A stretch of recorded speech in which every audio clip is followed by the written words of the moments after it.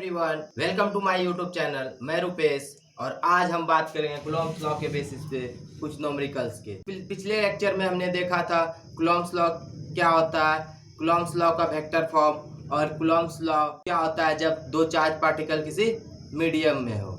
आज हम उन सभी के बेसिस पे कुछ न्यूमेरिकल्स देखेंगे। तो आज मैं जो आपके लिए न्यूमेरिकल लाया हूँ वो आपको जेई, नीट और क्लास 12 के बोर्ड के एग्जाम में मदद करेगा, क्योंकि मैं आज जो न्यूमेरिकल ला रहा हूँ वो काफ़ी बेसिक टू एडवांस का लेवल ऊपर करते जाऊंगा और आप लोग इस वीडियो से काफ़ी लाभ उठा सकते हैं। इस वीडियो को देखने के बाद आप लोगों को कूलॉम्स लॉ से रिलेटेड हर प्रकार के न्यूमेरिकल्स मिल जाएंगे। तो चलिए हम अपना वीडियो स्टार्ट करते हैं। तो आज का जो हमारा पहला क्वेश्चन है वो पीएमटी 1977 में पूछा गया है, जो एनसीईआरटी से है। तो आज हम धीरे धीरे बेसिक टू एडवांस चलते जाएंगे, फिर लास्ट में हम जेई एडवांस और जेई मेंस लेवल का भी क्वेश्चन करेंगे, जिससे आपको कॉन्सेप्ट में क्लियरिटी होगी और आप हर प्रकार के क्वेश्चन को सॉल्व कर पाएंगे। ये एनसीईआरटी का इस प्रकार के सवाल सभी प्रकार के स्टेट बोर्ड में भी पूछा जाता है। ठीक, तो चलिए हम स्टार्ट करते हैं। तो हमारा आज का सवाल है, two charges each of 1 coulombs are at a distance 1 kilometre apart, the force between them is. तो बोल रहा है कि दो चार्जेस है, दो चार्जेस, प्रत्येक का जो मैग्नीट्यूड है वो क्या है, 1 कूलम्ब है। तो दो चार्जेस 1 कूलम्ब का सेपरेटेड है, अपार्ट फ्रॉम, अपार्ट कितना, 1 किलोमीटर, 1 किलोमीटर की डिस्टेंस पर दोनों स्थित है। ठीक, तो हमको इलेक्ट्रोस्टैटिक फोर्स निकालना है। तो हम कूलॉम्स लॉ के द्वारा जानते हैं, अकॉर्डिंग टू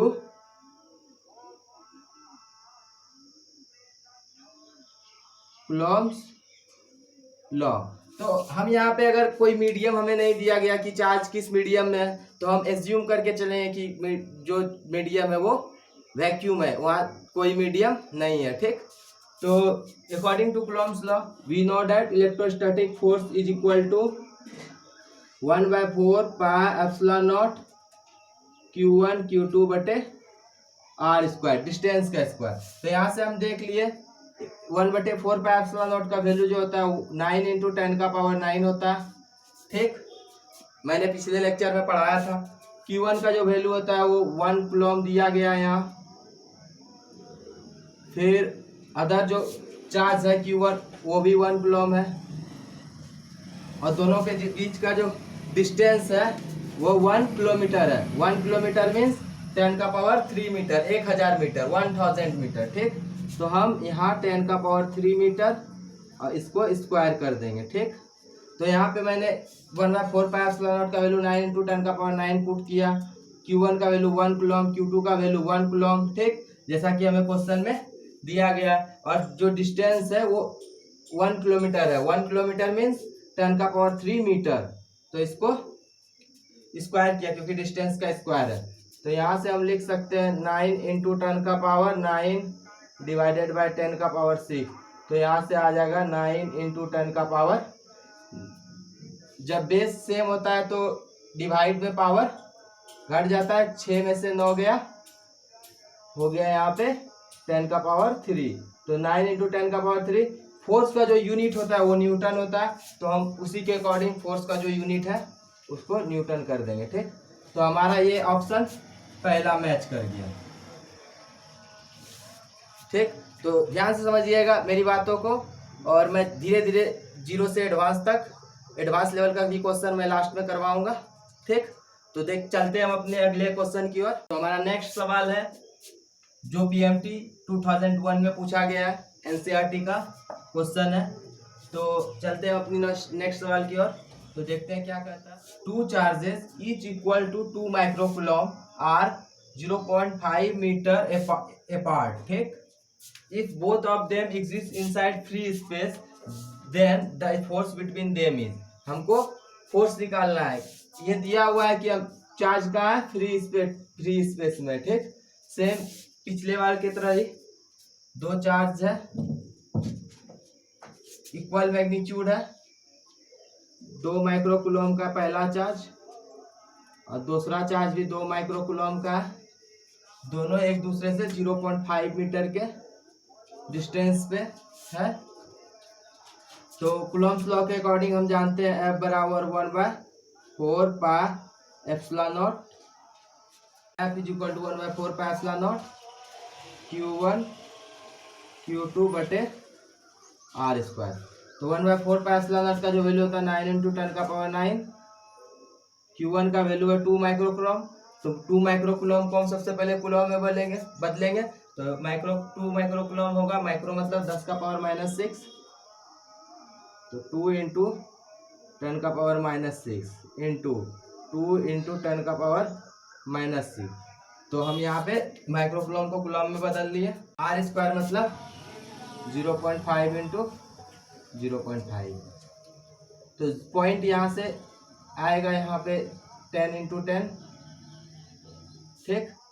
इसको जब हम सॉल्व करते हैं तो 936 इंटू 10⁻⁻1, 10⁹9, 10⁻⁻6, 10⁻⁻6 इंटू 10 इंटू 10, ये टोटल हो जाएगा 10⁻⁻1, क्योंकि -6 -6 -12, 9 1 10 और एक 11, यहाँ पे 10⁻11 और 10⁻⁻12 क्या हो जाएगा 10⁻⁻1 और नीचे 25। इसको हम सॉल्व करते हैं। जब इसको डिवाइड करेंगे तो ये हो जाएगा 1.44 इंटू 10⁻⁻1, तो यहाँ से ये आ जाएगा 0.144 न्यूटन। तो ये हमारा ऑप्शन नंबर सी हो जाएगा, ठीक। तो हम चलते हैं नेक्स्ट सवाल की ओर। तो आज का हमारा जो नेक्स्ट सवाल है वो जेईई एडवांस 1987 और जेईई मेंस 2002 में पूछा गया है। तो चलिए हम सवाल को पढ़ते हैं, देखते हैं क्या कहता है। ए charge Q is placed at center of the line joining two equal charges Q.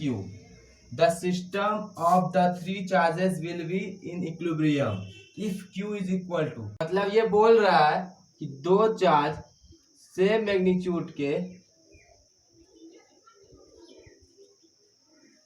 रखे हुए हैं और एक तीसरा चार्ज जो स्मॉल q है वो इस दोनों चार्ज के सेंटर पे रखा हुआ है, ठीक। तो हमको निकालना है स्मॉल q का वैल्यू कैपिटल q के टर्म्स में। हमको स्मॉल q का वैल्यू कैपिटल q के टर्म्स में निकालना है। कंडीशन दिया हुआ है कि सिस्टम क्या है, इक्विलिब्रियम है।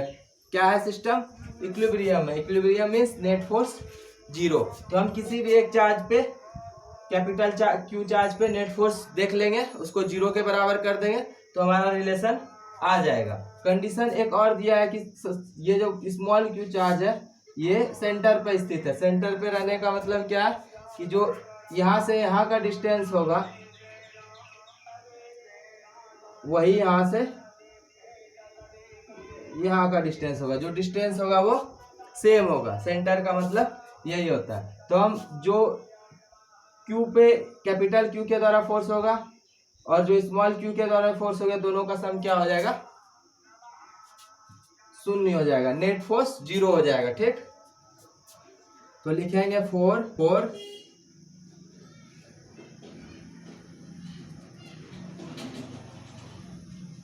फॉर इक्विलिब्रियम नेट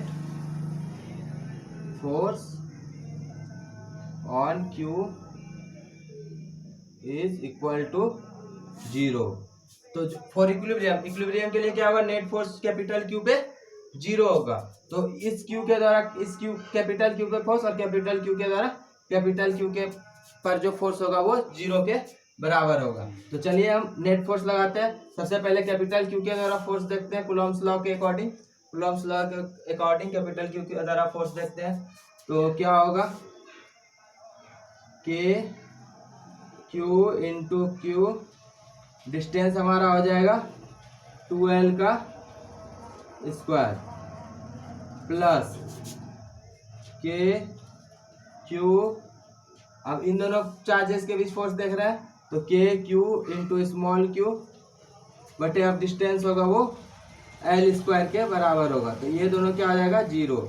यहाँ से हम लिख सकते हैं K क्यू बटे एल स्क्वायर कॉमन ले सकते हैं। यहाँ से हमारा बच जाएगा क्यू बटे 4, कैपिटल क्यू बाय 4 प्लस यहाँ स्मॉल क्यू बचेगा बराबर 0। तो यहाँ से हम लिख सकते हैं capital Q by 4 plus small Q equal to 0, क्योंकि ये इधर आके 0 हो जाएगा। ठीक, तो हम यहाँ से लिख सकते हैं small Q is equal to minus of capital Q by 4। तो हमारा ये आंसर हो गया। तो हम देखते हैं कौन सा ऑप्शन मैच करता है, तो ऑप्शन नंबर बी। ठीक, तो चलते हैं हम अपने नेक्स्ट क्वेश्चन की ओर। तो चलिए हम अपना नेक्स्ट सवाल देखते हैं। तो हमारा जो नेक्स्ट सवाल है वो काफ़ी अच्छा सवाल है जो हमारे कॉन्सेप्ट को बिल्ड करेगा। ठीक, तो हमारा जो नेक्स्ट सवाल है वो बोल रहा है कि 3 इक्वल मैग्नीट्यूड का पॉजिटिव चार्ज है जो एक ट्रायंगल के कॉर्नर्स पे है, जिसका ऑल साइड क्या है, सभी साइड एल है। ठीक, तो हमको calculate net electrostatic force on any charges, हमको निकालना है नेट इलेक्ट्रोस्टैटिक फोर्स किसी भी एक चार्ज पे। ठीक, तो हम सपोज करते हैं कि इस चार्ज पे हम मान ले, तो हम इस चार्ज पे निकालते हैं नेट इलेक्ट्रोस्टैटिक फोर्स। क्या होगा, हमको बोला एनी चार्ज पे निकाल ले, किसी भी चार्ज पे निकालेंगे तो क्या होगा, समान होगा। ठीक, तो इसके द्वारा जो फोर्स होगा वो रिपल्सन नेचर का होगा, क्योंकि चार्जेस क्या है, सेम है। तो इसके द्वारा जो फोर्स होगा वो इधर मान लेते हैं कि एफ होता है। ठीक, इसके द्वारा जो फोर्स होगा वो इधर मान लेते हैं कि एफ होता है। ठीक, तो और इसके द्वारा जो इस पे फोर्स होगा वो भी एफ के बराबर होगा, क्योंकि क्या है, यहाँ भी चार्जेस का मैग्नीट्यूड सेम है, यहाँ भी चार्जेस का मैग्नीट्यूड सेम है। फिर एल क्या है, दोनों के बीच का जो डिस्टेंस है यहाँ, वो भी यहाँ भी है। तो जो फोर्स होगा वो सेम मैग्नीट्यूड का यहाँ भी रिपल्सन लगेगा, क्योंकि जो ये क्यू और क्यू है दोनों सेम पॉजिटिव चार्ज है। ठीक, और यहाँ चूंकि ये दो फोर्स कितने डिग्री के कोण पे हो जाएंगे, 60 डिग्री के कोण पे। ठीक, 60 डिग्री कोण पे ये दोनों फोर्स लगेंगे, क्योंकि किसी भी ट्रायंगल के